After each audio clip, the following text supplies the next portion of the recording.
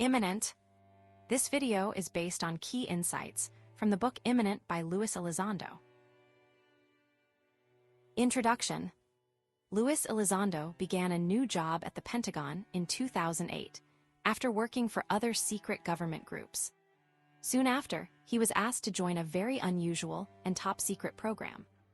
This program wasn't about typical spying. It was about investigating strange things seen in the sky, what are now called Unidentified Anomalous Phenomena, or UAP, but many people know them as UFOs. For almost 10 years, Elizondo found himself at the center of a huge mystery, one that could change everything we thought we knew about the world.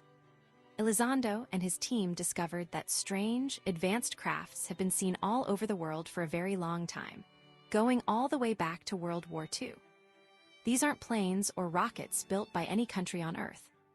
They can move in ways that don't make sense according to our current understanding of science, flying in the air, swimming underwater, and traveling in space. It became clear to Elizondo that these crafts weren't made by humans, and that we aren't alone in the universe. In fact, he believes there are intelligences out there more advanced than us. The existence of these UAP and the beings controlling them could be a serious problem for the United States, and even for all of humanity. Elizondo realized this wasn't just a scientific puzzle. It was a matter of national security and potentially survival. This job was different from anything he'd done before, changing how he saw the universe and his place in it.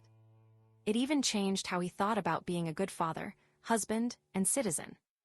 Over time, Elizondo and his colleagues started to understand how these UAP worked and what the beings behind them might be planning. He believes that while some information about UAP needs to stay secret for security reasons, the public has a right to know that we are not alone. Elizondo felt strongly that the government was wrong to keep this information hidden from its citizens. He understands that what he's saying sounds unbelievable, but he insists it's the truth. Chapter 1, Damned If I Do, Damned If I Don't. Luis Elizondo recounts his journey into the world of UAP investigations, beginning with a seemingly ordinary job at the Department of Defense in 2008. He worked on sharing information between different government groups, the military, homeland security, and local law enforcement, helping them access better tools to do their jobs. It was a comfortable position, a far cry from his earlier, more dangerous work in military intelligence and combat zones. However, this routine was about to be disrupted. The author's past experience, built on years of working with top-secret programs and elite military units, made him a target for recruitment into a highly classified program run by the Defense Intelligence Agency. Jay Stratton and Rosemary Kane, two intelligence officials, approached Elizondo, hinting at a matter of national security. They were deliberately vague about the program's purpose, only describing it as focused on unconventional technologies.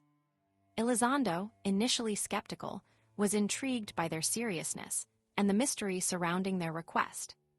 Elizondo's colleagues, John Robert, a trusted friend from his military days, revealed the truth. The program, initially called AAWSAP, dealt with unidentified aerial phenomena, what most people call UFOs. Robert explained that the program had support from powerful senators from both political parties, a rare occurrence that signaled its importance. These senators, including Harry Reid, Ted Stevens, and Daniel Inouye, had personal reasons to be interested in the topic, ranging from wartime experiences to representing areas linked to UAP sightings.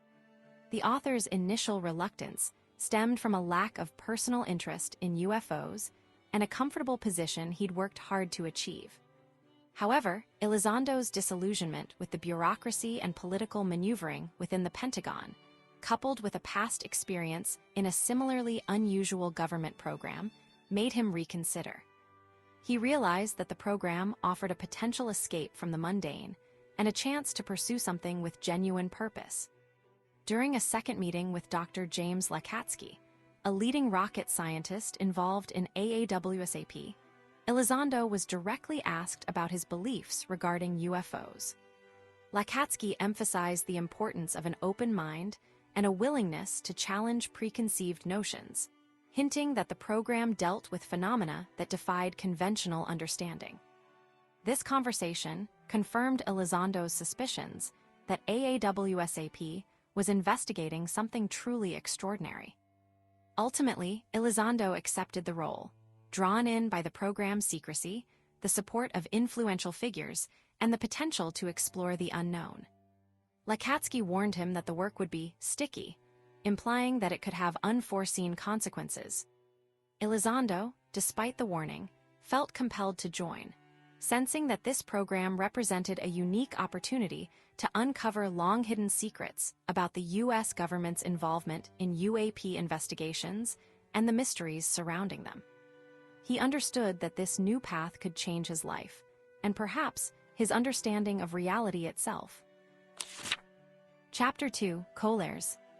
Luis Elizondo's introduction to the program's inner circle began with a dinner in Rosslyn, Virginia, a meeting designed to bring together leadership and key contractors. He entered the situation unprepared, quickly realizing the gravity of the work ahead. The presence of Robert Bigelow, a billionaire with a long-standing fascination with UAPs and the paranormal, immediately challenged Elizondo's preconceived notions about the wealthy. Bigelow wasn't interested in boasting. He was genuinely dedicated to understanding these mysteries, funding research through his organization, NIDS, and his aerospace company, BAASS, which was the program's main contractor. Elizondo learned that Bigelow had the ear of influential figures like Senator Harry Reid, demonstrating a level of access and seriousness rarely associated with such topics. The dinner also introduced Elizondo to Harold Puthoff, a highly respected physicist who had spent decades working on classified government projects. Puthoff's background was extraordinary, reporting directly to the White House and the CIA, and possessing knowledge most people could only dream of. Elizondo, having briefly crossed paths with Puthoff earlier in his Army career, felt a profound sense of respect and humility meeting him. He understood this meeting signified the importance of the program and the caliber of people involved.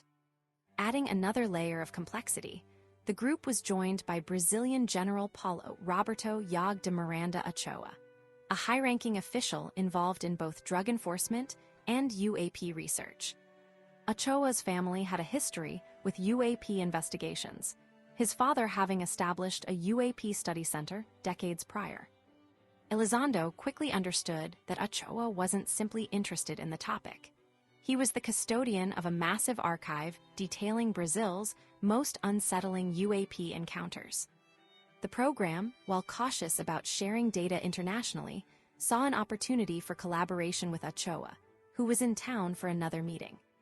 The core of the discussion centered on the Colares incidents of the mid-1970s, a series of events along the Brazilian coast involving strange lights and aircraft. Elizondo heard accounts of objects ranging in size and shape, often exhibiting aggressive behavior towards people.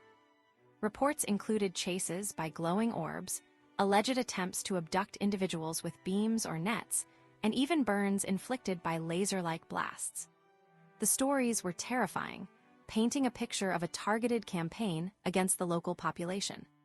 The Brazilian Air Force investigated these events, documenting numerous sightings and injuries.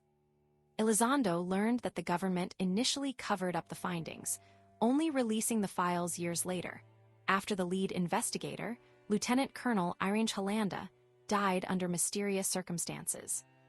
Ochoa revealed the human cost of these encounters, detailing injuries and lasting trauma experienced by the victims.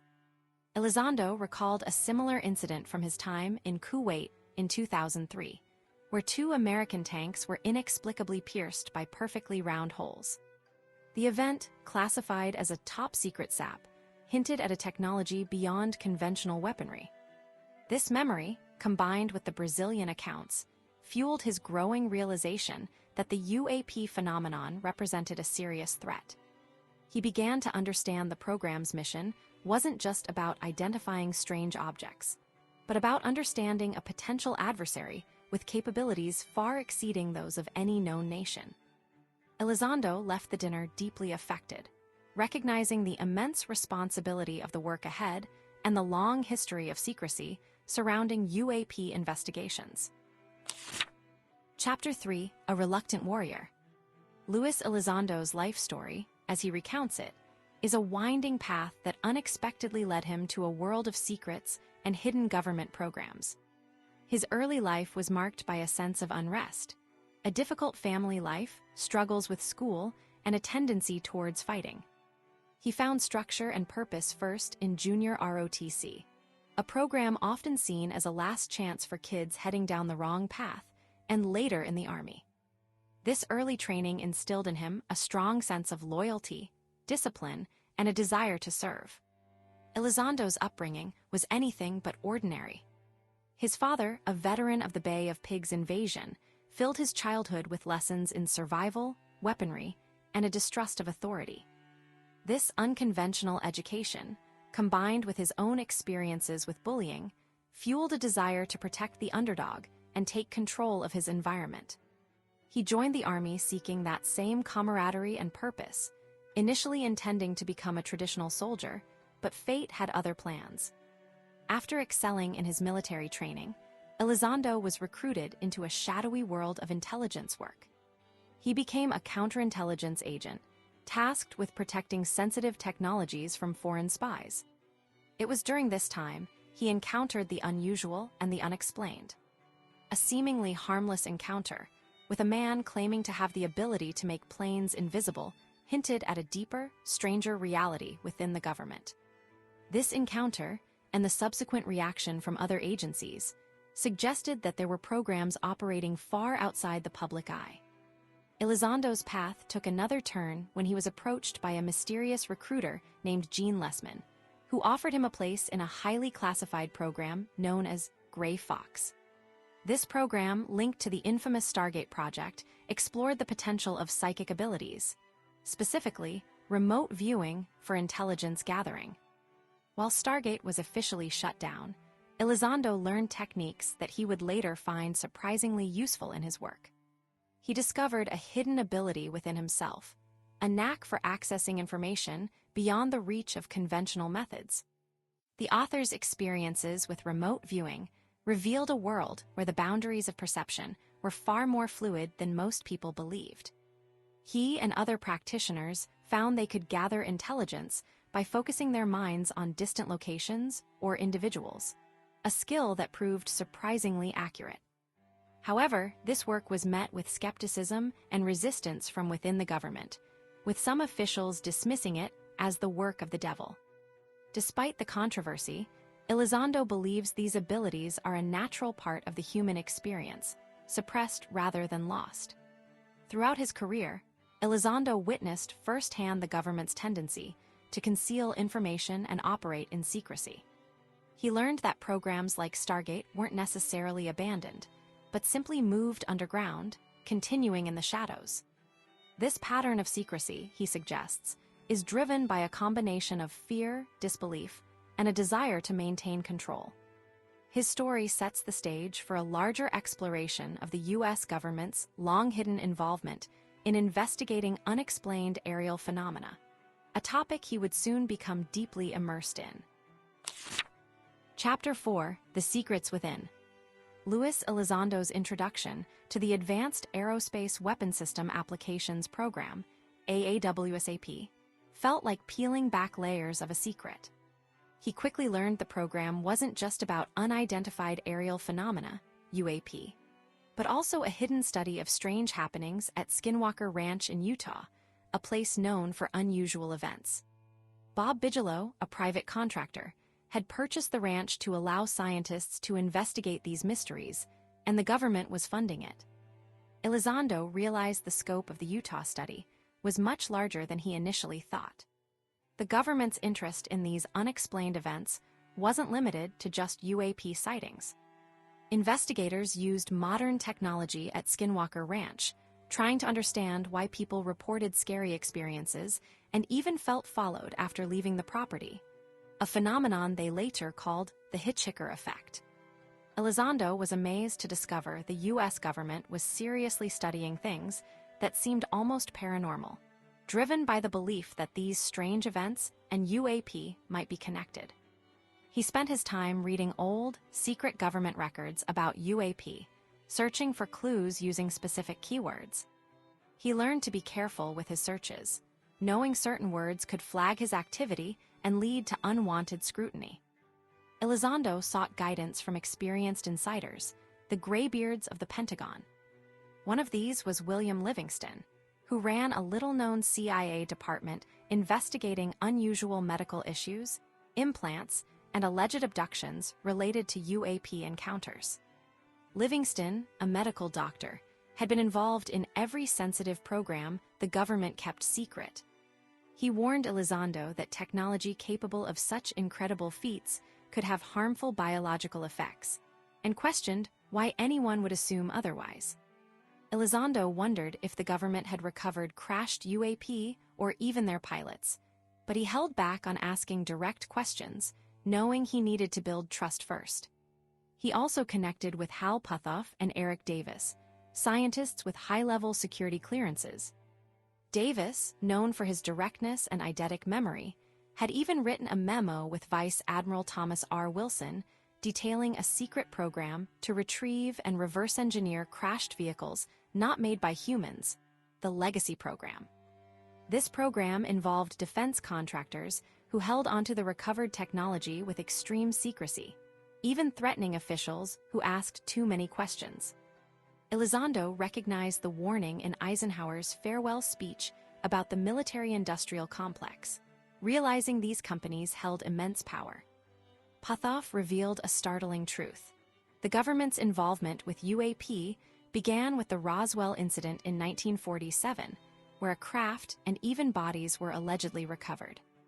Elizondo learned that presidents and even Congress weren't fully informed about these programs, as the government considered them temporary and potentially unreliable. He discovered UAP had interfered with nuclear weapons systems throughout the Cold War, sometimes causing malfunctions and near disasters, and that this interference continued. Elizondo realized the government had been covering up these events for decades, creating a culture of denial and secrecy. Elizondo delved into historical UAP reports, uncovering numerous incidents like the 1964 Lonnie Zamora case in New Mexico and sightings over Washington, D.C. in 1952. He found a pattern of government cover-ups, often dismissing sightings as natural phenomena like swamp gas or flocks of birds. He learned that the U.S. wasn't alone in investigating UAP. Other nations, including Russia and Italy, had also documented numerous events. Elizondo understood that the secrecy surrounding UAP wasn't just about hiding technology, but also about challenging fundamental beliefs about humanity's place in the universe. AAWSAP initially received support, but Elizondo soon sensed a shift in attitude. New leadership at the Defense Intelligence Agency, DIA, began questioning the program, and Elizondo worried about its future.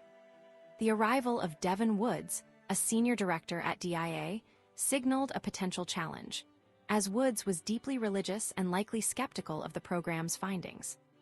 Elizondo realized that the program was facing opposition from those who feared the implications of revealing the truth about UAP, and he understood the immense difficulty of achieving transparency in a world governed by secrecy and national interests. Chapter 5, Writing on the Wall. Luis Elizondo recounts how his team's investigation into UAPs unexpectedly led them down a path exploring ancient history, religion, and mythology. It began with a curious pattern. Witnesses to UAP events going back decades often described strange symbols on the crafts. The Air Force had specifically told early witnesses, like Lonnie Zamora in 1964 and those involved in the Roswell incident in 1947, to keep these symbols secret. This secrecy sparked Elizondo's curiosity. What did these markings mean, and why were they hidden? Elizondo's team started looking at how humans throughout history have tried to understand the unknown. They realized that when people encounter something they can't explain, they often turn to stories, myths, and religion for answers. He points to examples like ancient cave paintings and stories from the Bible, such as the tale of the Nephilim in Genesis and the Book of Enoch, an ancient text detailing encounters with otherworldly beings. Elizondo wasn't suggesting these were literal accounts of aliens, but rather that they showed a consistent human tendency to interpret strange phenomena through a religious or mythological lens. The team considered the possibility that these ancient stories weren't just imagination, but perhaps reflections of real encounters with advanced technology mistaken for something divine. He uses the example of Polynesian islanders building wooden models of airplanes during World War II, hoping to attract more planes and their cargo. This cargo cult phenomenon illustrated how people try to understand and replicate things they don't fully grasp. Elizondo believed understanding this human response was crucial to interpreting the UAP mystery. However, Elizondo quickly discovered that exploring these connections was difficult within the confines of the government investigation. While a proper scientific study would involve experts in fields like cryptography, linguistics, and religious studies, and open publication of findings, his team faced restrictions due to national security concerns and limited funding. They were discouraged from pursuing lines of inquiry that touched on religion, fearing it would provoke a shutdown of their work. Despite the obstacles, a colleague, Jim, began to explore a provocative idea. Could there be a hierarchy of beings between humans and a divine power, similar to the angelic ranks described in religious texts? Jim wondered if angels, as described in the Bible, represented a different level of existence, and if other beings might exist between them and humanity. Elizondo acknowledges the challenging nature of these questions, recognizing the risk of being perceived as delving into theological debates rather than focusing on UAPs. He understood Jim's scientific approach of exploring all possibilities, especially given the strange and unsettling discoveries the team was already making about UAPs, including reports of implants and biological effects. Chapter 6, Orbs. Luis Elizondo details a long history of UAP sightings, going back to World War II with the Foo Fighters reported by pilots, and even further with stories from indigenous people who described orbs emerging from rivers. He was surprised by how often these orbs were seen, especially near military bases. It wasn't just the military noticing them anymore. Everyday people with security cameras and cell phones were capturing them too. These orbs came in different colors and sizes, and some reports suggested blue orbs were particularly dangerous, even causing injuries. Elizondo recalled hearing about similar incidents from General Ochoa involving colored orbs harming people in Brazil. Elizondo's own experience with UAPs began when he started working on the program. He and his coworkers started seeing orbs at their homes. His wife, a skeptic at first, became a believer after witnessing a green, basketball-sized orb float through their house and disappear into a wall. His children also reported seeing a similar green orb that seemed to move with intelligence, hovering and drifting down the hallway. Elizondo wondered if these were probes, surveillance, or something more threatening, especially considering the UAP activity interfering with military operations. He remembered stories of lights appearing around Kenneth Arnold after his famous 1947 sighting, and the reports from Colares, Brazil, where people were terrorized by orbs. The author learned of disturbing cases, like dogs vanishing after chasing a blue orb, leaving behind only scorched earth and biological remnants. He also knew of colleagues and military personnel who suffered serious health problems, even death, linked to UAP encounters, particularly from exposure to some kind of energy. He couldn't share details due to security restrictions, but the effects were real and frightening. A friend, a highly respected Army officer, also experienced unexplained symptoms and had a UAP encounter as a child that he'd repressed until later in life. More orbs began appearing at Elizondo's home, usually green or clear. He didn't warn his family, believing only the blue ones were dangerous. He noticed the occurrences increased during storms, but weren't related to lightning or power lines. Eventually, his wife confronted him, asking if he'd brought something home from work. Elizondo explained that others on the team were experiencing similar events, but couldn't fully explain what was happening. He shared that even his stoic friend, John Robert, was having strange encounters. Elizondo felt his understanding of reality was being challenged, and he was deeply concerned about the potentially harmful nature of these UAPs, especially given their interference with military technology. Chapter 7, The Tic Tac. Luis Elizondo recounts how the 2004 Tic Tac incident became a crucial event in understanding UAP, largely because of how carefully it was documented. Before Elizondo joined the investigation team, Jay Stratton had already created a detailed report on the event, which first alerted Elizondo to its importance. The encounter was remarkable because multiple types of sensors, radar from ships and planes, infrared cameras, and eyewitness accounts from skilled Navy pilots all confirmed the same thing happening at the same time and place. This eventually led to a front-page story in the New York Times, bringing the event to public attention. The incident involved a U.S. Navy carrier strike group, led by the USS Nimitz, conducting training exercises off the coast of San Diego. For 2 weeks prior, radar operators on the USS Princeton had detected over 100 UAP performing unusual maneuvers, even reaching altitudes well into near space. These objects could rapidly descend from 80,000 feet to just 50 feet above the water and then quickly ascend again, something no known aircraft can do. Calculations suggested the UAP possessed an incredible amount of power, over 100 times the daily electricity used in the entire United States. Elizondo emphasizes that the Tic Tac's performance defied known physics. It moved at incredible speeds without creating a sonic boom. When 2 FA-18 Super Hornets were sent to investigate a group of 14 UAP, Commander Dave Fravor and his weapons systems officer, Jim Slate, encountered the most striking object.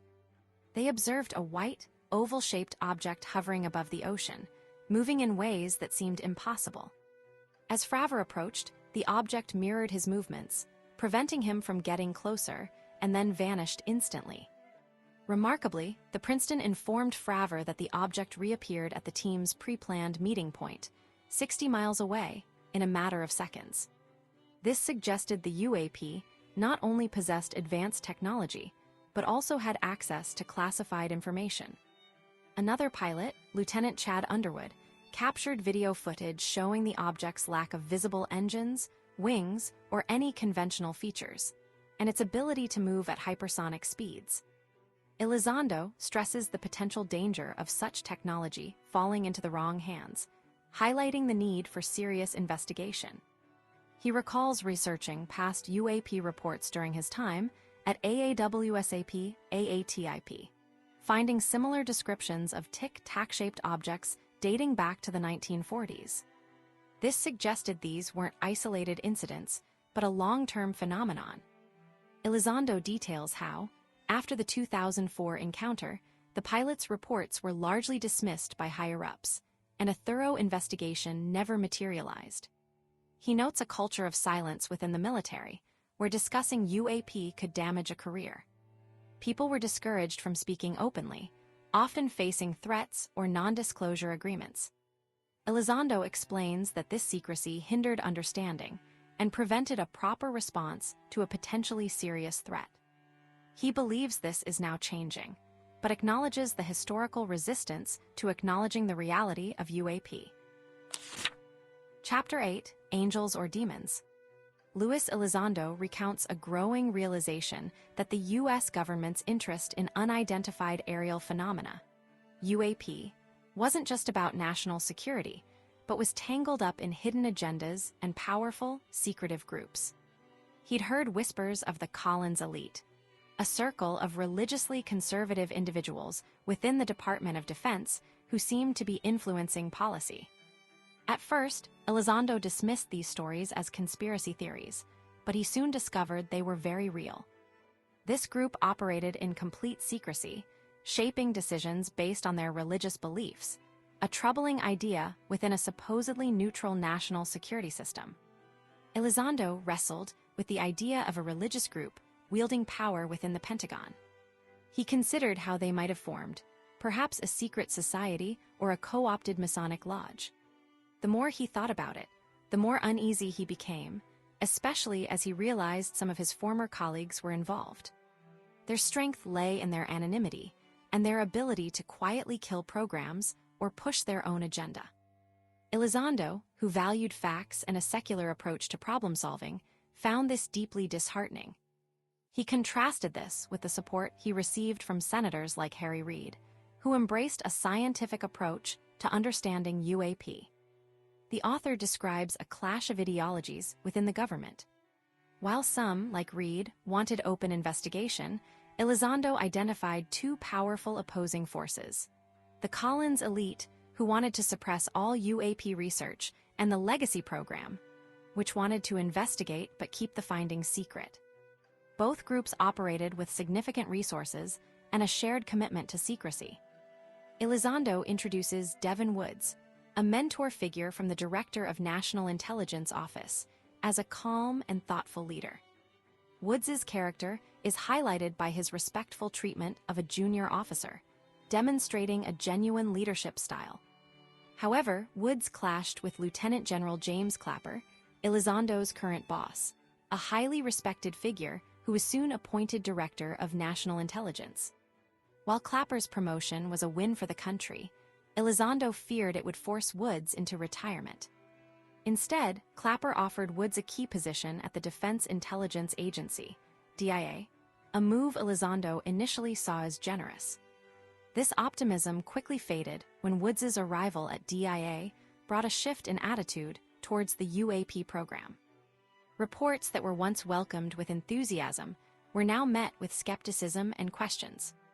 Elizondo and a colleague, Jay, sensed a growing hostility and realized Woods's vision for the investigation, which included exploring more unconventional ideas, was not being well received. They attempted to steer the focus towards the national security implications of UAP, but Woods insisted on exploring all aspects, even those involving concepts like archangels and a spiritual realm, which he believed were integral to understanding the phenomenon. Elizondo urged Woods to tone down the more esoteric language, fearing it would alienate key decision-makers. Woods, however, was firm in his belief in telling the truth as he saw it. The author details how Woods faced pressure to shut down the investigation entirely and was preparing to meet with a Deputy Secretary of Defense. Elizondo recounts a startling conversation with Woods, who bluntly stated, "We already know what these things are." When pressed, Woods shockingly suggested the UAP were demonic, rooted in a spiritual battle, and that further investigation was unnecessary. This revelation deeply disturbed Elizondo, who saw it as a dangerous conflation of religious belief and national security. Woods warned Elizondo to be careful, signaling a clear line had been crossed. Faced with internal opposition and dwindling funds, Elizondo and Jay decided to move the remaining aspects of the program under Elizondo's authority, shielding it from those who wanted to shut it down.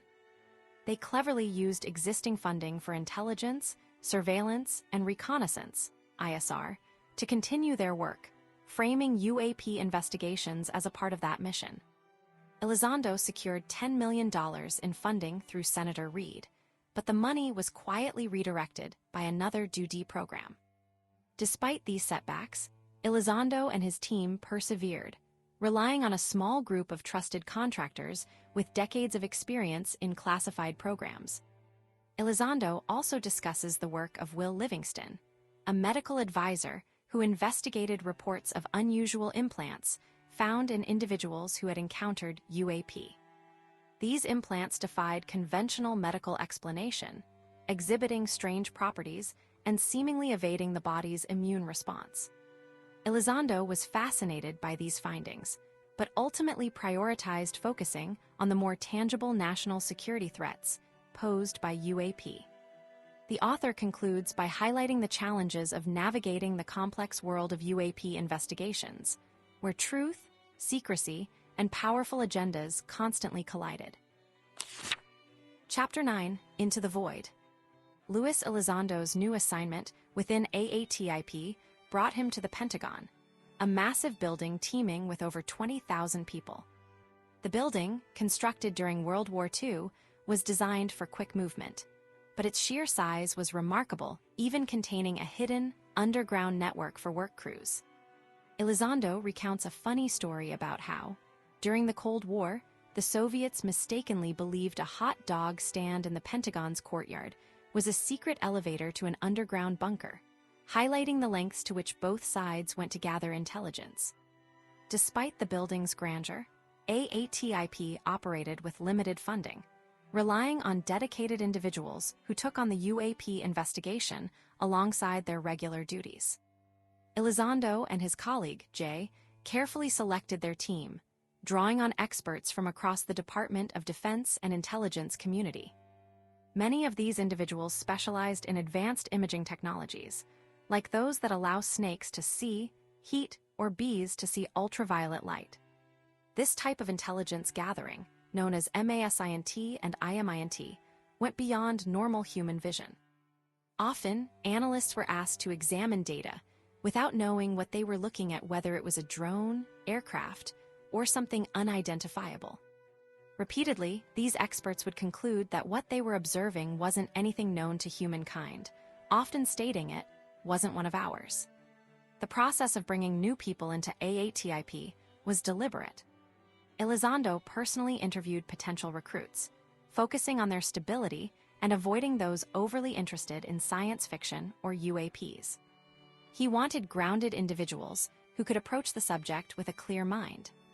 The initial conversation involved a careful probing of their open-mindedness, gradually revealing the true nature of the program.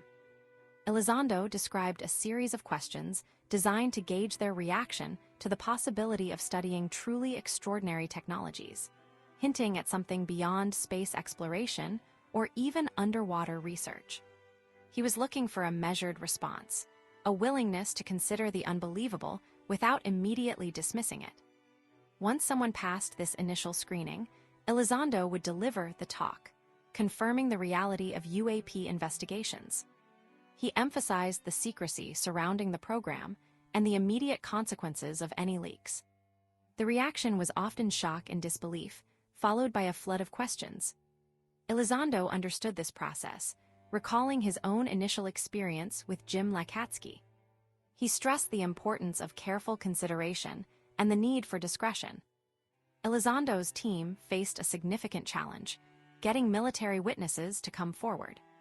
The stigma surrounding UAP sightings was strong, and many feared repercussions for reporting what they saw.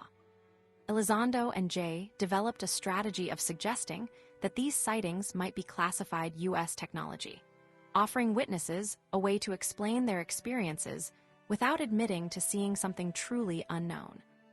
This approach often worked, allowing them to gather valuable information.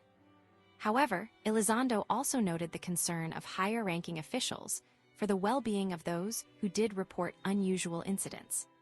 A particularly striking example of this came in the form of a naval aviator's cockpit video.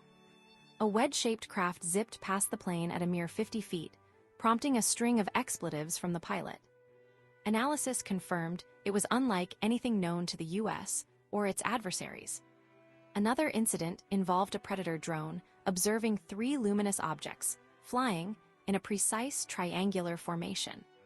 These objects tormented the drone for 23 minutes, demonstrating incredible speed and maneuverability, seemingly playing with the U.S. technology.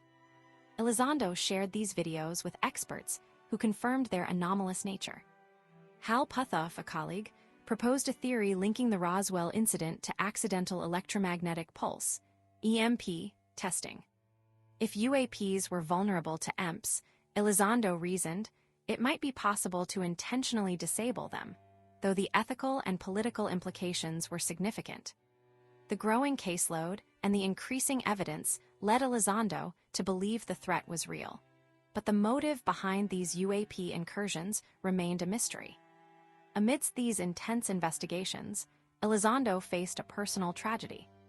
His mother was diagnosed with stage 4 cancer, and he devoted himself to her care during her final months. He recounted the importance of being present for her passing, fulfilling a lifelong promise.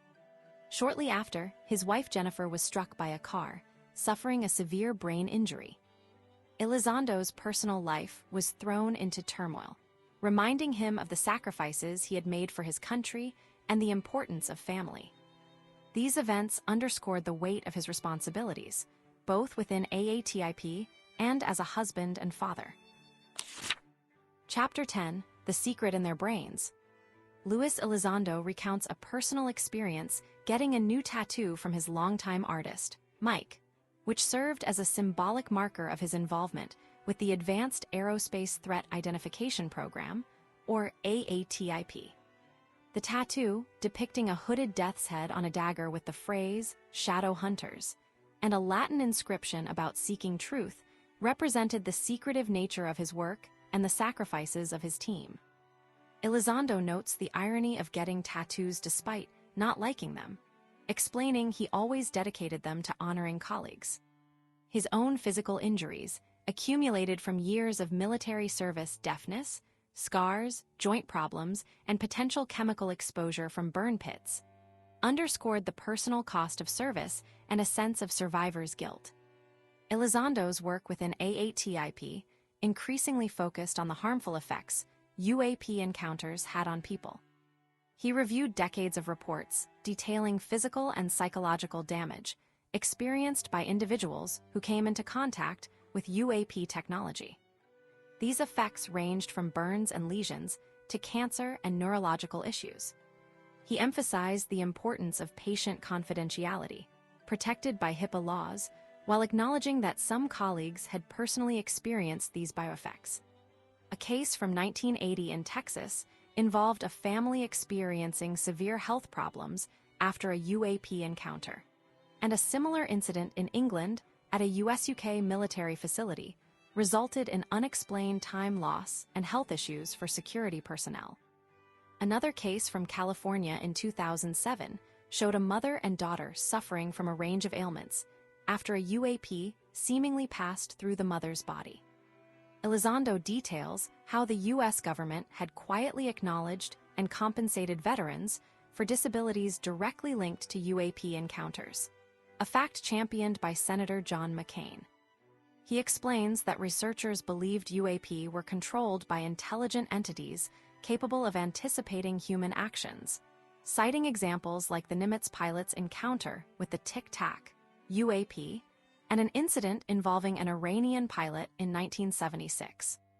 Elizondo explores the possibility that UAP technology might utilize or be connected to advanced consciousness, referencing DARPA experiments in mind-controlled aircraft and research into manipulating consciousness with devices like the God helmet.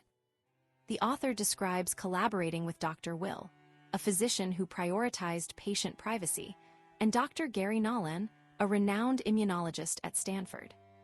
They examined brain scans of UAP experiencers, individuals who had close encounters, and discovered a common trait, an unusually developed area of the brain called the caudate putamen. This region is linked to intuition and intelligence. Further investigation revealed that many of these individuals had previously participated in a secret CIA program training soldiers in remote viewing, suggesting a connection between heightened brain structure and psychic abilities. Elizondo reflects on the implications of this finding for his own past experiences and the potential for unlocking deeper understanding of both UAP and the human mind. Chapter 11, Biological Remains. Luis Elizondo recounts stories shared by senior officials about the U.S. government's decades-long secret study of unexplained aerial phenomena, or UAPs. These officials told him about a report from the CIA concerning a body recovered from a crashed UAP. The autopsy described a being with a smooth brain unlike human brains, which are wrinkly, and unusual organs like a combined gut and liver, and a 3-chambered heart, similar to reptiles. At the time, scientists believed a smooth brain meant low intelligence, and they wondered how such a being could operate advanced technology. They even suggested it might be a robot-like creature controlled by a more intelligent force. Elizondo explains that this early assessment was later proven wrong. Scientists discovered that animals with smooth brains can be smart, using tools, communicating in complex ways, and even understanding math. He points out how biased the original thinking was, questioning how anyone could assume to understand the brain of an alien being. It raised the possibility that the beings weren't piloting the craft themselves, but were instead created by another, more advanced species. The author details that the U.S. government wasn't just investigating the Roswell incident. He states credible sources, including those involved in the Advanced Aerospace Threat Identification Program, AATIP, confirmed recoveries from other UAP crashes, including one in Mexico in 1950 and another in Kazakhstan in 1989.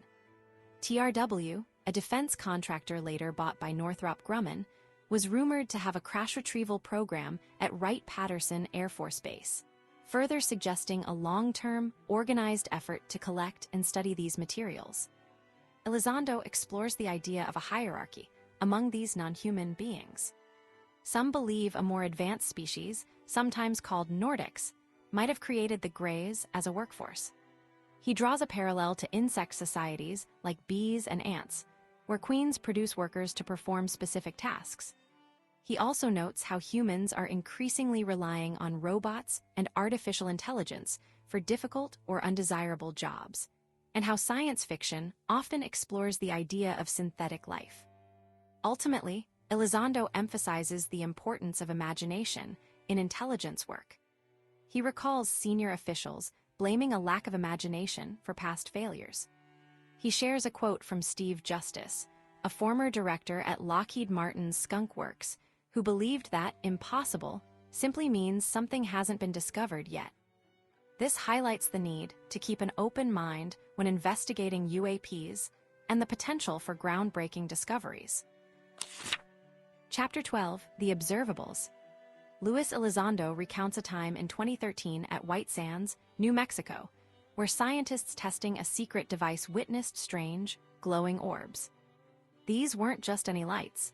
They seemed to be carefully checking out the technology being tested, then zipped away, even flying over the heads of surprised researchers. Later, disc-shaped objects appeared, repeatedly finding the test site with uncanny accuracy. This event highlighted a major problem. Something was able to sneak into highly protected U.S. airspace, gather information, and leave without being stopped or even properly identified. Elizondo explains the difficulty in figuring out who should even investigate. Many different government groups, the military, the FBI, and the Department of Energy, had some control over the area, leading to confusion and a lack of clear action. He felt they were deliberately blocked from fully investigating. At this point in his career, Elizondo had top-level security clearance, allowing him access to almost all classified information. He was a super user, with the same level of access as people working directly for the president. Before focusing on UAP, Elizondo's work centered on counterterrorism, specifically running parts of the Guantanamo Bay prison, a place for suspected terrorists. He had perks that came with his high clearance, like easy access to important people and even offers of private government planes. However, Elizondo preferred simpler travel, choosing cargo planes and regular cars over luxury options. He felt uncomfortable with the extravagance and wanted to connect with the soldiers doing the real work. He even preferred spending time with enlisted personnel over high-ranking officers. His work at Guantanamo was controversial. He was even labeled the U.S. Czar of Torture by a lawyer and faced potential arrest warrants from Europe due to his involvement in the controversial rendition, detention, and interrogation program. Elizondo believed he was protecting the country, but the stress took a toll on his health. He was haunted by both the UAP sightings and the difficult work at Guantanamo. His wife, Jen, helped him cope, reminding him what truly mattered in life. Elizondo and his team at AATIP focused on understanding UAP by identifying key characteristics. They came up with 6 observables: hypersonic speed, much faster than the speed of sound; instant acceleration, sudden changes in speed and direction; low observability, being hard to detect; transmedium travel, moving seamlessly between air, water, and space; and anti-gravity, defying the normal pull of gravity. They also noted biological effects on people who encountered UAP, like burns and strange time distortions. To illustrate these capabilities, Elizondo describes an incident in Puerto Rico where a UAP dove into the ocean and then reappeared as two separate objects, and a Navy incident where a mysterious object interfered with a missile recovery operation. These events, along with other sightings, showed that UAP were capable of things beyond current human technology. Elizondo's team published their findings, excluding one piece of information in a scientific journal, hoping to spark further research. Elizondo believed that by focusing on these verified characteristics, they could move beyond speculation and start to understand the true nature of UAP. Chapter 13, Where the Evidence Lies. Luis Elizondo recounts a frustrating experience with a defense contractor who claimed to possess UAP materials of non-human origin. The contractor admitted to having these materials, linked to a long-running, secretive program, but insisted access required permission from the U.S. Air Force. Elizondo realized this was likely a stall tactic, a way for the Air Force to maintain control over information and demonstrate its power within the legacy UAP program, a program dedicated to recovering and studying unexplained aerial phenomena. The contractor essentially confessed the Air Force had known about recovered UAP for decades and held significant influence over companies involved in the research. Elizondo discovered the Air Force had been consistently uncooperative during his investigation. Requests for information were routinely denied or ignored, leading him to believe they weren't simply in denial about UAP, but actively participating in a cover-up.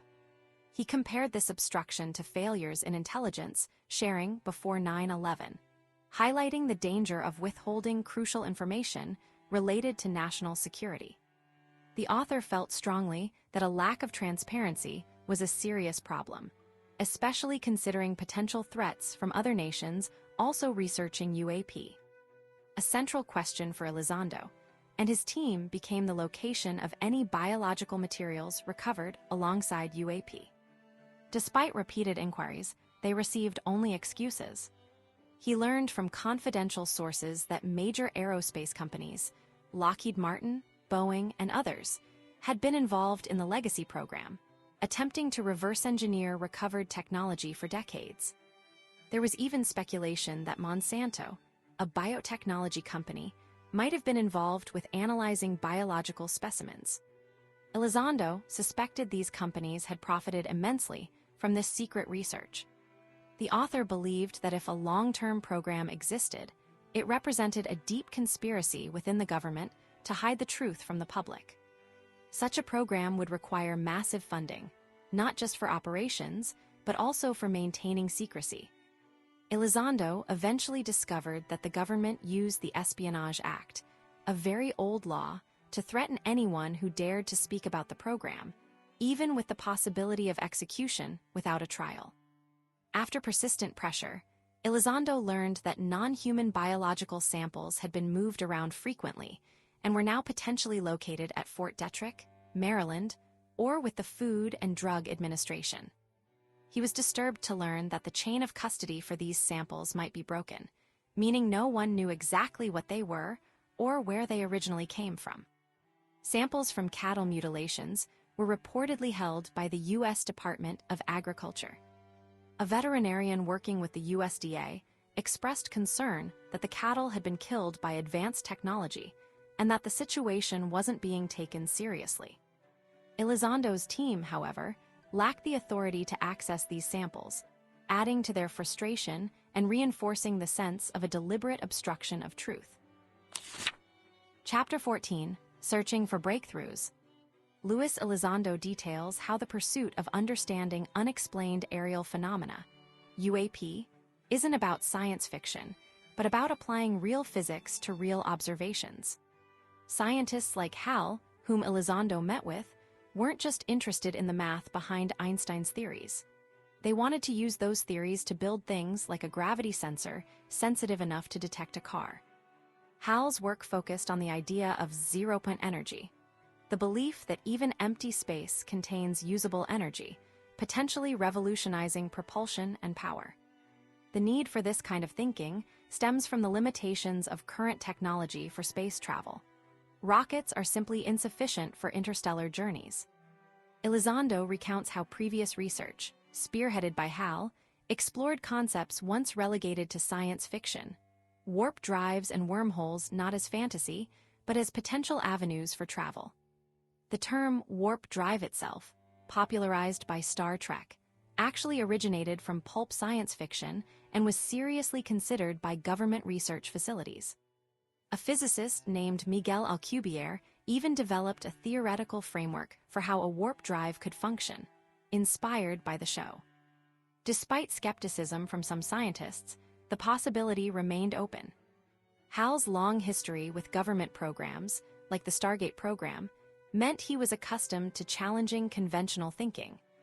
He was now focused on the implications of building aircraft that could manipulate gravity, and what that would mean for those observing or inside such a craft. Alongside this theoretical work, Elizondo describes investigations into physical materials potentially linked to UAP. Jacques Vallée had obtained a sample of molten metal from an incident in Iowa in 1977, where unusual lights were seen. The theory is that UAP might shed material during flight, like a protective outer layer. Gary Nallan, working with Will, was studying the biological effects experienced by individuals who had encounters with UAP or demonstrated remote viewing abilities.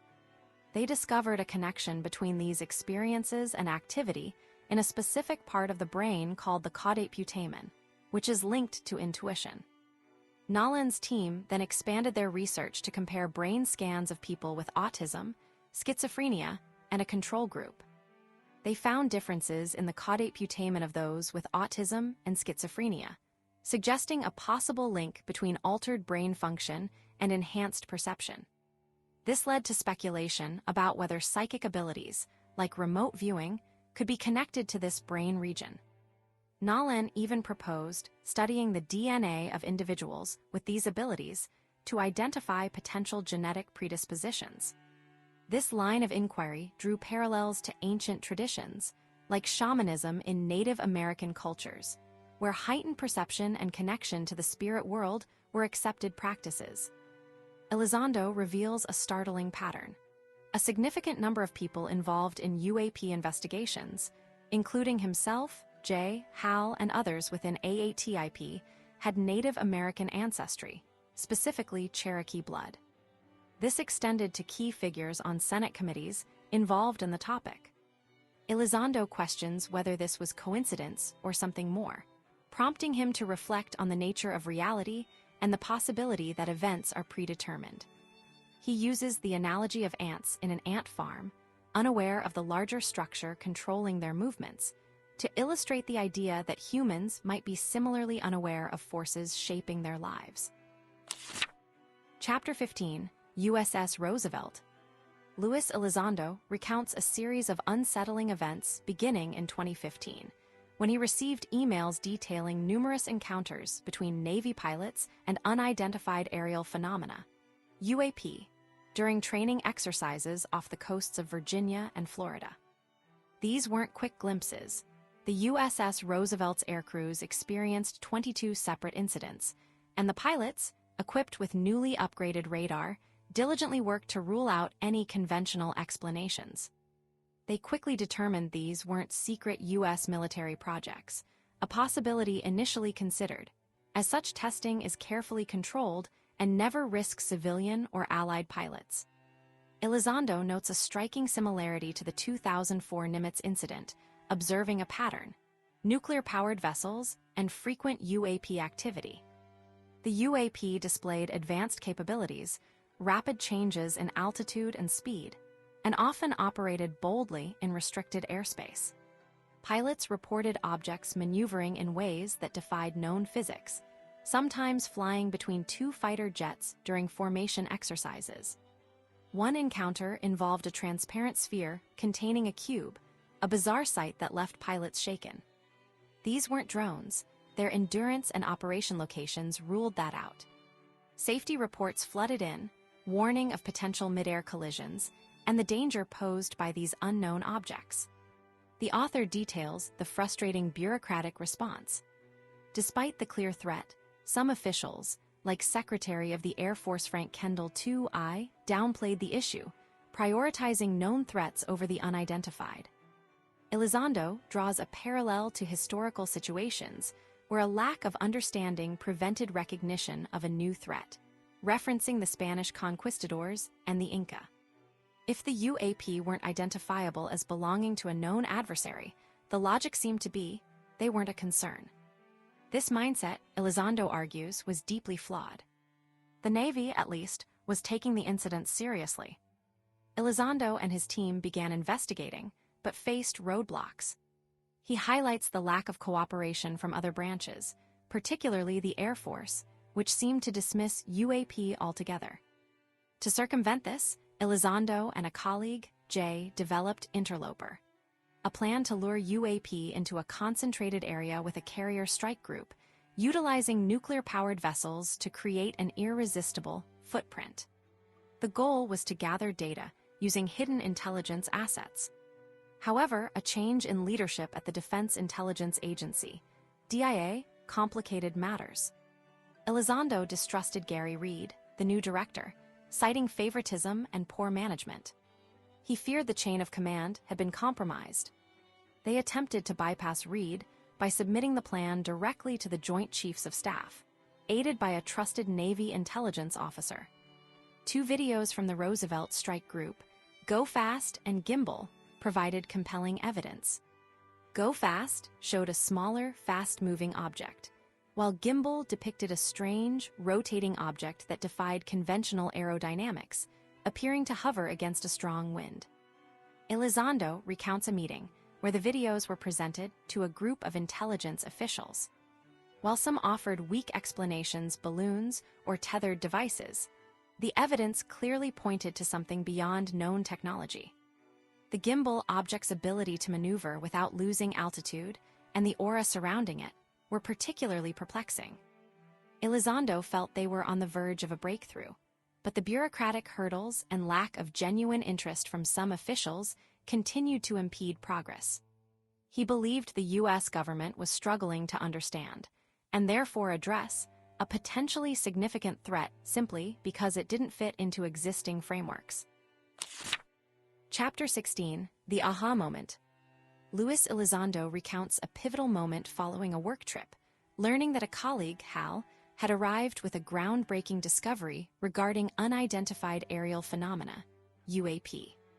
Hal presented a complex equation spanning 2 whiteboards, attempting to unify the seemingly disparate characteristics of UAP sightings: incredible speed, instant acceleration, stealth, ability to travel through different environments, and even potential biological effects. The core of Hal's theory centered on the idea that a single technology could explain all these observations, shifting the focus from investigating individual explanations to a unifying principle. Elizondo details how previous government efforts had focused on dissecting each UAP observable separately, funding studies that explored individual technologies. Hal's breakthrough proposed a way to warp spacetime, creating a bubble around a craft. Inside this bubble, the laws of physics as we know them would be altered, allowing for seemingly impossible feats. This warping, Hal explained, requires immense energy, referencing Einstein's famous equation E=mc2, demonstrating the relationship between energy and mass. Since UAP aren't carrying massive amounts of mass, the answer lies in harnessing an obscene amount of energy. The author explains that this energy manipulation could compress space in front of a craft while expanding it behind, effectively achieving faster-than-light travel. Elizondo recalls Arthur C. Clarke's quote about advanced technology being indistinguishable from magic, highlighting the shift from theoretical possibility to a technological challenge. Hal's equation wasn't just math, it was a key to understanding how spacetime itself could be manipulated. Elizondo notes that even slight fluctuations in time are already accounted for with satellite clocks, demonstrating that time isn't constant. Elizondo describes how manipulating spacetime could allow a craft to bypass the need for traditional flight mechanisms like wings or engines, existing outside the normal constraints of gravity and time. He connects this to the gimbal video, suggesting the observed object was enveloped in such a bubble. Within the bubble, time would flow differently for the occupants compared to observers on Earth, explaining the seemingly impossible maneuvers. To an outside observer, the UAP would appear incredibly fast, while those inside would experience normal movement. Hal further explained that the bubble also accounts for the low observability of UAP. Light bends when passing through different mediums, like seeing a distorted fish in a pond. Similarly, the bubble distorts light and electromagnetic waves, changing their frequency and making the craft difficult to detect with radar or cameras. Elizondo uses the analogy of a magnifying glass focusing sunlight, demonstrating how energy can be concentrated and shifted, potentially creating harmful radiation. This explains reports of biological effects experienced by witnesses. The author details how the shape of UAP might also be dictated by the need for an even distribution of the warp bubble, leading to the common sightings of disks, triangles, and cigar-shaped crafts. Elizondo recounts Hal's speculation about a potential energy source, vacuum fluctuations, or, intriguingly, extracting energy from water, specifically hydrogen. He notes that UAP sightings often occur near bodies of water, suggesting a possible connection. Elizondo emphasizes that the increasing sophistication of human technology, particularly in energy production, is likely what has drawn the attention of these UAP. He frames the situation as a potential escalation, comparing humanity to a gorilla mastering new skills and potentially becoming a threat. The author concludes that the government is taking this matter seriously, and the public deserves to know the truth, as the implications are profound and could determine the future of humanity. The core message is that humanity is rapidly approaching a critical juncture, and preparation is key. Chapter 17, What Now? Luis Elizondo felt trapped, both by the Washington, D.C. traffic and by the secret he carried. The endless lines of cars felt like a squeezing force, mirroring the feeling that the truth about UAPs was being held back from the world. He described a sense of being overwhelmed, almost numb, realizing how many people went about their daily lives completely unaware of what he knew, that humanity might be facing a huge, unrecognized threat. He felt like someone who knew a massive lie was being told, and everyone else was happily believing it. The chapter details Elizondo's growing conviction that the U.S. government had been aware of UAPs for a long time, and that this knowledge was being deliberately hidden. He began to see past everyday concerns, PTA meetings, work problems, to the bigger picture, a species unprepared for a reality it didn't understand. He started to believe that past UAP events, like the Roswell crash in 1947, weren't mysteries, but logical outcomes of advanced technology encountering our own. He theorized that an early EMP device might have disabled a UAP, causing it to crash, comparing it to a modern airplane losing power. Another case in New Mexico suggested UAPs used different methods of propulsion, sometimes needing brute force and other times utilizing an anti-gravity-like technology. Elizondo considered three possibilities regarding the nature of these visitors. They could be benevolent observers, potentially helping us or simply using Earth as a resource stop. They could be hostile, preparing for a future takeover, or they could be neutral, simply studying us like scientists. He quickly dismissed the idea of benevolence, pointing out that they hadn't intervened in major human conflicts or disasters. This led him to believe that if they were neutral or hostile, preparation was essential. He saw evidence suggesting a long-term reconnaissance operation, testing our defenses and studying our capabilities, much like a military preparing for war. He felt the government's secrecy was a mistake. He believed that keeping the truth hidden wasn't protecting people, but rather leaving them unprepared. He recalled his time in intelligence, emphasizing the importance of transparency in scientific progress. He felt a responsibility to share what he knew, but was constrained by his security oath and the rigid bureaucracy of the Pentagon. He worried about how to explain this to his family and colleagues, and how to convince others to take the threat seriously. Elizondo began to formulate a plan to move forward. He needed to get the information to Secretary of Defense James Mattis, a man he deeply respected from his time in Afghanistan. He knew going through official channels would be difficult, so he started building connections and seeking allies. He met with Jim Semivan, a former CIA official, who introduced him to a group including musician Tom DeLonge, who were also working to bring the UAP issue into the public eye.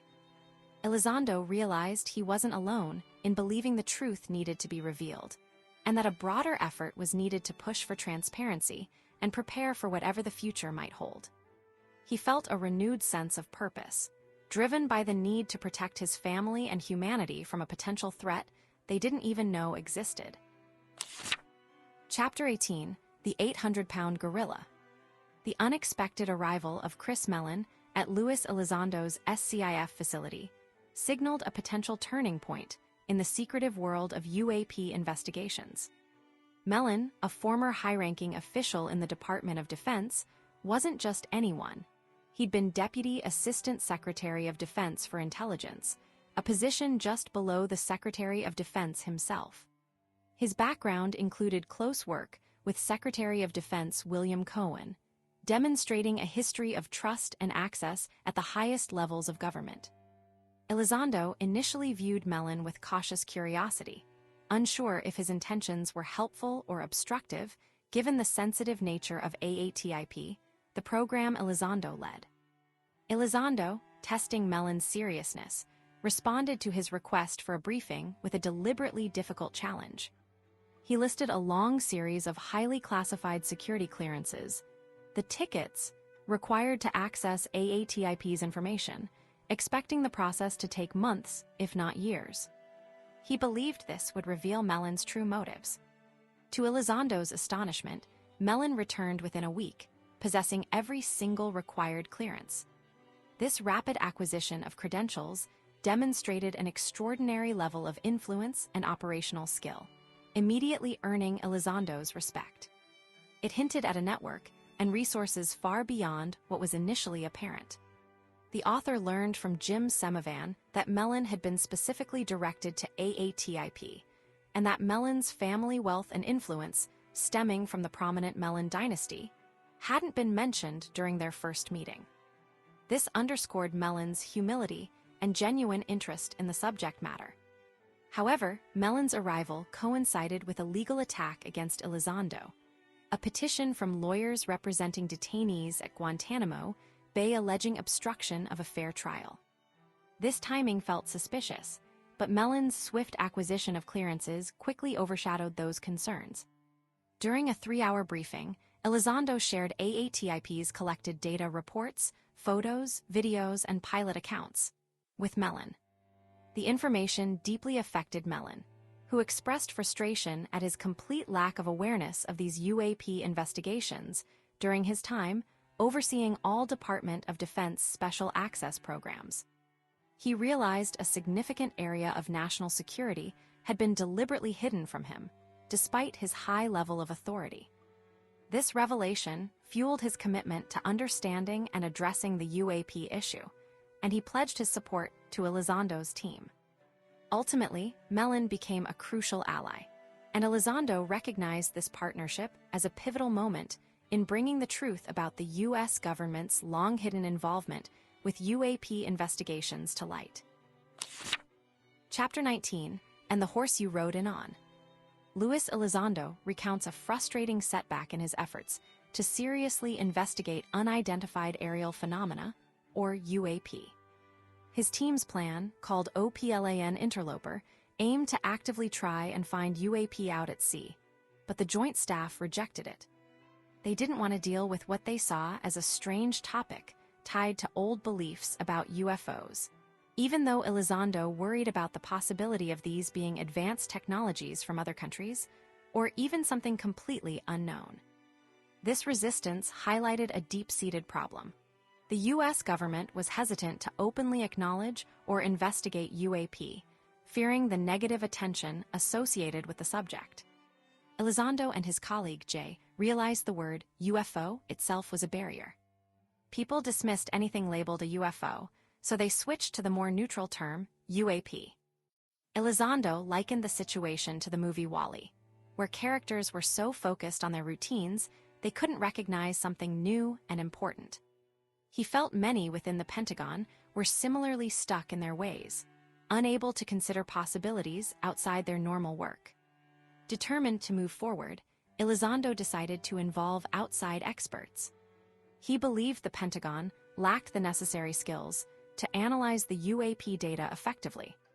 His idea was to declassify some videos and share them with trusted people in the defense industry and universities, allowing them to study the footage privately. He remembered a successful approach used by AAWSAP, a previous program, where research papers were shared in a similar way. Elizondo carefully selected 3 videos: the famous Tic Tac FLIR video from 2004 and the Go Fast and Gimbal videos from 2015, knowing they weren't the clearest examples, but hoping their low resolution would make the approval process easier. He submitted the request for declassification, explaining the videos were for research and analysis only to help identify potential threats. To his surprise, the Department of Defense didn't approve a limited release to partners. Instead, they insisted on unlimited distribution, meaning the videos could be made public. Elizondo saw this as a positive development, giving him the freedom to choose who would have access to the information. The approval, stamped with unlimited distribution, was a significant step, opening the door for wider analysis and potentially a more serious investigation into the mystery of UAP. Elizondo felt this was a way to finally get the attention this important issue deserved. Chapter 20, The 3 Heads of Cerberus. Luis Elizondo felt stuck. He and his team had uncovered amazing things about unidentified aerial phenomena, UAP, often called UFOs, while working for the government. They had proof these things were real and potentially a threat, but getting important people to listen was incredibly difficult. It felt like trying to warn everyone before a disaster, but no one cared. Elizondo worried they were missing something crucial, like ignoring warnings before an attack. A call from the Secretary of Defense's office offered a glimmer of hope. Elizondo had allowed Chris Mellon, a friend and advocate, to share his name with high-ranking officials. He thought Mellon had finally opened a door. However, instead of a quick briefing, Elizondo found himself in months of meetings. People asked for more and more information, pilot stories, reports, photos, but nothing seemed to reach the secretary himself, James Mattis. The officials seemed more interested in finding a solution to the problem, rather than just understanding it. Elizondo learned the Pentagon was hesitant because the position overseeing the investigation lacked a permanent leader. They didn't want to bother the secretary with a problem without someone fully in charge. Elizondo understood the logic, but time felt critical. He argued that waiting was dangerous, referencing his experience working with Mattis in Afghanistan, where the secretary valued complete information. He feared the topic would be ridiculed if it became public, and that decades of secrecy would be hard to overcome. Determined, Elizondo devised a plan. He realized the problem wasn't a lack of information, but a lack of authority. To gain more power, they needed someone with higher rank involved. He and a colleague, identified only as Asterisk, approached Neil Tipton, a former boss with a 3-star general equivalent position. They asked Tipton to join the investigation, providing the necessary cover and authority to get the information to Mattis. Tipton agreed, but only if Elizondo remained as an advisor. Elizondo provided Tipton with a thick folder of UAP reports and access to classified files. All that was needed was a memo from the Secretary's office, officially assigning Tipton responsibility for the UAP investigation. However, Tipton delayed signing the memo, waiting for his return from a trip, and Mattis remained unaware. Elizondo grew frustrated. He had done everything he could, gathered the evidence, and fought to get it to the top, but the bureaucracy and fear of ridicule continued to block progress. This led Elizondo to a difficult decision. He realized the Pentagon wasn't going to act. They were content to talk about the issue without taking real steps to address the potential national security threat. He feared a failure on the scale of 9/11 if UAP weren't taken seriously. He also knew about a secret program, the Legacy Program, possessing advanced technology of unknown origin, hidden from both elected officials and the Pentagon. He felt it was wrong to keep this information from the public. Elizondo discussed the situation with Jay Stratt and Chris Mellon. They agreed the only way to force change was to involve Congress and the media. But as a government employee, Elizondo couldn't speak to the press. He faced a choice: remain silent and let the situation continue, or resign and reveal the truth. He decided to resign, believing it was his duty to serve the people and expose the truth, even at great personal cost. He knew he would face criticism and lose his pension, but he felt he had no other option. He discussed his decision with his wife and daughters, explaining the risks and his reasons. They were supportive, understanding the importance of his mission. Elizondo then informed his friend and colleague, John Robert, who warned him about the challenges ahead. Despite the odds, Elizondo was determined. He and Stratt made a plan. Elizondo would resign and go public, while Stratt would continue working within the government to push for change. Mellon helped by providing unclassified UAP videos to a journalist, setting the stage for public disclosure. Elizondo felt ready to face whatever came next, driven by a sense of duty and a belief in the importance of revealing the truth. Chapter 21, Out of the Airlock. Luis Elizondo's resignation from the Pentagon wasn't a surprise to many of his coworkers. Everyone knew he was leaving, and he used his last day to say goodbye and share a final lesson: how to leave a job with respect. He felt like he was stepping into the unknown, leaving behind everything he'd worked for. He prepared 2 letters, one simple for his immediate bosses and a detailed one for Secretary of Defense James Mattis, hoping to share the truth about a hidden program. Elizondo's letter to Mattis pointed out a frustrating pattern within the Department of Defense: a reluctance to seriously investigate unexplained aerial phenomena, or UAPs. He believed this was a mistake, especially considering the potential threat these UAPs could pose to military personnel and national security.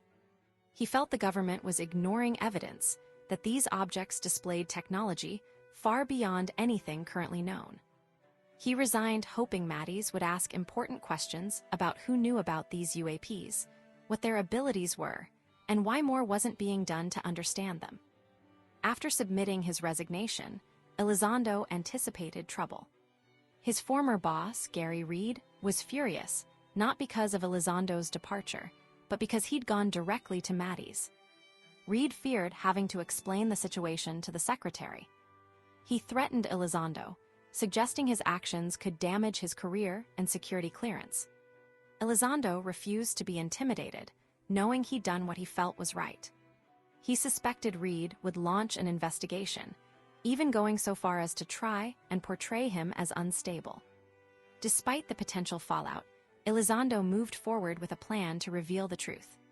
He met with Chris Mellon, Jim Semovan, and investigative journalist Leslie Keene. He was nervous about talking to the media, having always been taught to avoid it, but he understood the need to share what he knew. He laid down ground rules. He wouldn't reveal classified information or names without permission. The 4-hour meeting with Keene was a turning point, as she became the first journalist to learn about the Advanced Aerospace Threat Identification Program, or AATIP. Elizondo was then approached with a new job opportunity with To the Stars Academy, TTSA, a company founded by musician Tom DeLonge. TTSA aimed to investigate UAPs through scientific research, education, and entertainment. Elizondo was offered a position as Chief of Security and Special Programs, a role that would allow him to continue his work on UAPs while also reaching a wider audience. He accepted the job, despite the lower salary, and moved his family to California. Before leaving, Elizondo met again with Leslie Keene and Ralph Blumenthal, another journalist. He knew the Pentagon was watching him, and he suspected they were trying to discredit him. He shared his story, and soon after, the New York Times published a groundbreaking article revealing the existence of AATIP and Elizondo's role in it. A separate article detailed the famous 2004 Tic Tac UAP encounter. The news caused a sensation. Elizondo received calls from media outlets around the world. His former boss, James Clapper, even reached out to express his support. Despite attempts by some within the Pentagon to downplay the story, it sparked a renewed interest in UAPs and prompted Congress to begin asking questions. Elizondo had successfully brought the truth about the government's long-hidden involvement in UAP investigations into the light, setting the stage for further disclosure. Chapter 22, All the Small Things. Luis Elizondo and Chris Mellon had a plan to tell Congress about UAPs, but knew it would take time. They needed to get the public interested first, and the History Channel offered them a chance with a new show called Unidentified. Elizondo and Mellon insisted the show be real, no fake drama, just honest stories from people who had seen UAPs while working for the government. Filming the show was strange for Elizondo, as he'd recently left his job at the Pentagon. The show did well and got people talking, but soon Elizondo faced trouble from people at the Pentagon who didn't want the UAP story to come out. They started questioning his past work and trying to make him look like he was lying about his involvement with a secret UAP program called AATIP. Elizondo received a call from someone at the Defense Counterintelligence Security Agency, questioning if he had wrongly shared the UAP videos. He firmly told them he had already been investigated and cleared, and warned them he would fight back if they continued. He even filed a complaint with the Pentagon's Inspector General, and soon after noticed a drone flying over his house, and learned others he worked with were also being watched. The Pentagon continued to try and discredit Elizondo. A fake news story appeared online claiming he had never worked on a UAP program. Time to hurt the launch of the History Channel show.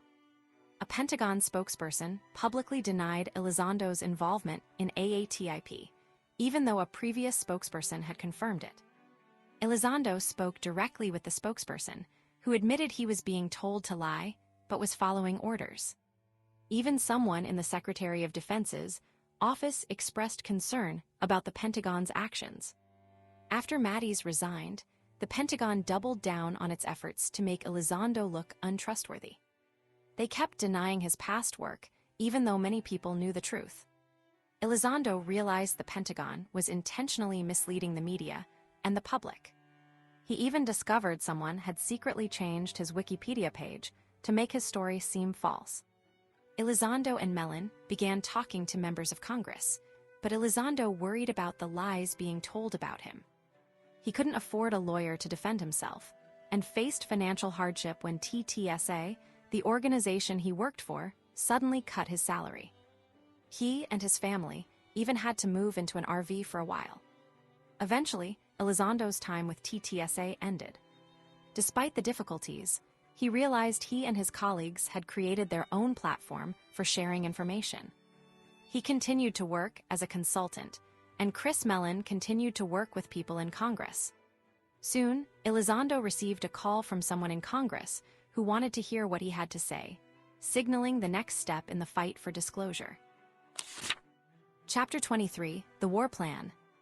Luis Elizondo recounts a determined push to bring the truth about UAP to light, detailing years of secretive government involvement and the struggle to overcome decades of hidden information.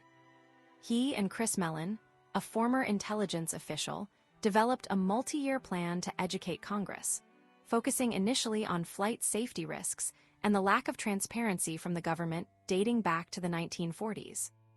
They understood that acknowledging potential dangers would be more politically palatable than immediately discussing extraterrestrial possibilities. Elizondo emphasizes the significant challenge of overcoming the stigma surrounding UAP and the political risks associated with the topic. Many officials feared appearing foolish or inviting ridicule. Mellon's understanding of Capitol Hill and his connections proved invaluable, allowing them to build support among congressional staffers.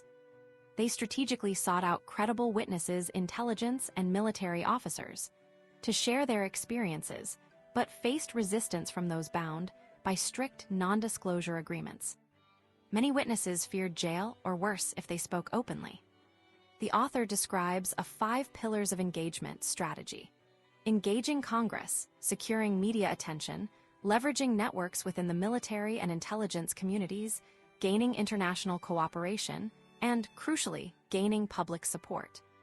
They recognized that without public pressure, neither Congress nor the media would prioritize the issue. This led to the quiet building of a whole-of-government task force, eventually becoming the Pentagon's UAP task force, led by Jay, a key collaborator. Elizondo details the hurdles they faced, including resistance from within the Department of Defense, a legacy program actively working to undermine their efforts. He draws a parallel to his earlier work establishing the United States Special Operations Command, highlighting the difficulty of challenging the status quo. He and Mellon focused on education, presenting information rather than lobbying for specific outcomes, letting lawmakers ask the questions and guiding them toward the truth. The turning point came with the inclusion of UAP-related language in a COVID relief bill, requiring the DoD to release a report on UAP. This was largely due to Senator Marco Rubio's support and Mellon's drafting skills. The resulting preliminary report in 2021, while limited, acknowledged 144 UAP incidents and spurred further investigation. Elizondo notes the importance of this report in reducing stigma and encouraging more reporting from military personnel. The author explains how Congress, frustrated by the DoD's lack of transparency, continued to push for greater accountability. They inserted language into the National Defense Authorization Act, NDAA, that mandated a permanent UAP office, protected whistleblowers, and required reporting on past UAP investigations, including any attempts to cover up information. This legislation, signed into law by President Biden, represented a monumental victory. Elizondo highlights the significance of protecting whistleblowers, allowing those with first-hand knowledge to come forward without fear of retribution.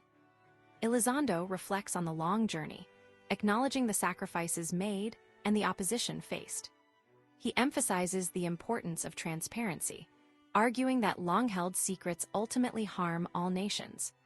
He recounts anecdotes of personal encounters with high-ranking officials, some skeptical, others intrigued, and the growing acceptance of the UAP issue across the political spectrum. He concludes that the progress made was worth the struggle, and that the future holds the potential for groundbreaking discoveries and a renewed sense of wonder about the universe. Chapter 24, The Next Level of Disclosure. 2023 proved to be a landmark year, filled with both incredible progress and deep personal sorrow for Luis Elizondo.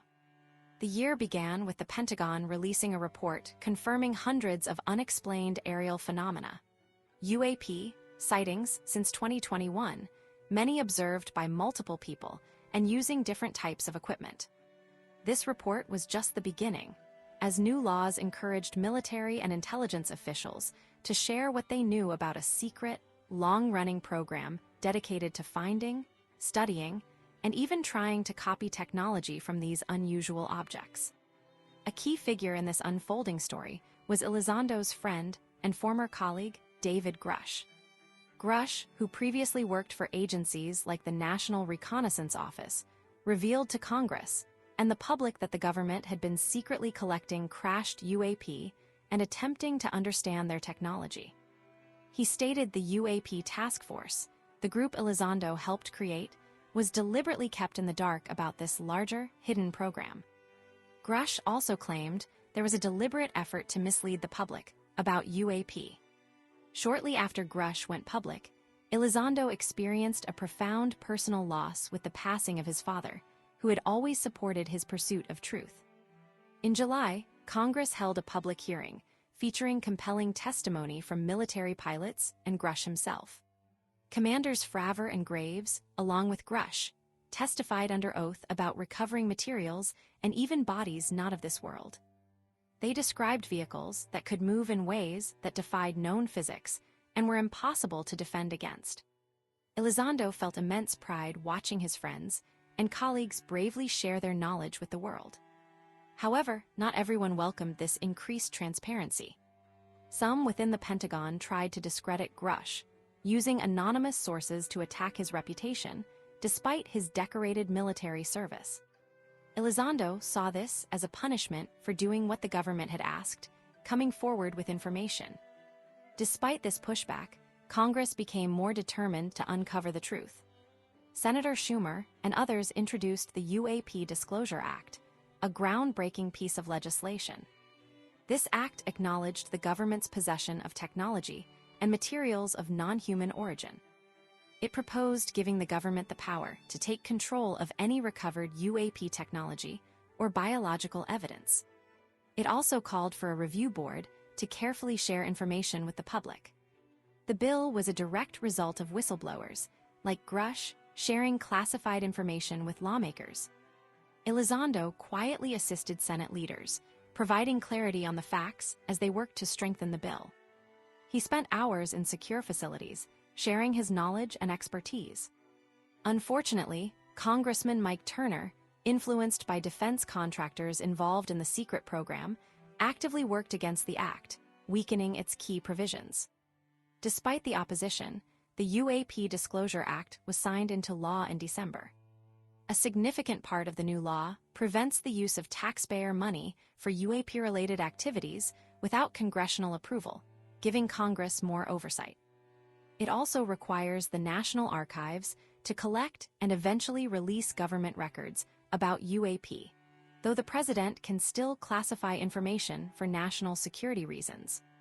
While the proposed review board was removed, Elizondo and Senate leaders remained committed to continuing the fight for transparency, recognizing how far they had come in just a few years. Chapter 25, New Horizons. Luis Elizondo reflects on the spiritual significance of Devil's Tower, a place steeped in Native American history and famously featured in Close Encounters of the Third Kind. He uses this setting to emphasize a sense of wonder and connection to something larger than ourselves, a feeling that echoes his own journey into understanding unexplained aerial phenomena, UAP. Elizondo recalls a childhood filled with his father's explanations of the cosmos and his mother's encouragement of open-mindedness, qualities that prepared him for his later work.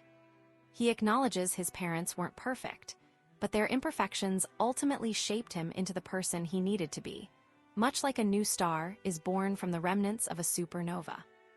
Elizondo believes humanity is on the verge of a massive revelation, a shift in understanding comparable to the Incas' first encounter with Spanish explorers. He suggests that past civilizations possessed a deeper understanding of reality, a truth that modern society has lost touch with, but is now close to rediscovering. He and his colleagues have been working to bring this truth to light, contributing to the growing movement for disclosure regarding UAP. However, Elizondo stresses that the biggest obstacle to full disclosure isn't necessarily the institutions trying to hide information anymore. It's the public's awareness and demand for answers. He urges readers to actively participate in this process by discussing these topics with their families and friends, sharing information, and contacting their elected officials. Elizondo emphasizes the power of collective voice and the importance of holding representatives accountable. He believes young people, with their fresh perspectives and technological skills, are crucial to navigating this new frontier. The author frames the situation as a critical turning point for humanity. The choices made now could lead to either unprecedented progress and unity, or, conversely, self-destruction. Elizondo paints a picture of a future where humanity acknowledges its place in a universe teeming with intelligent life. He envisions a world united by this shared understanding, but warns that achieving this future requires courage and a willingness to confront uncomfortable truths. He concludes by posing a challenging question: are we, as a species, ready to face what lies ahead? He leaves the answer not to himself, but to the reader, emphasizing that the responsibility for shaping this new era rests with everyone. And that brings us to the end of our summary of this book. I hope you found it insightful and valuable. If you enjoyed this video, hit like and subscribe for more. Your support helps us bring you more great content. Thanks for watching.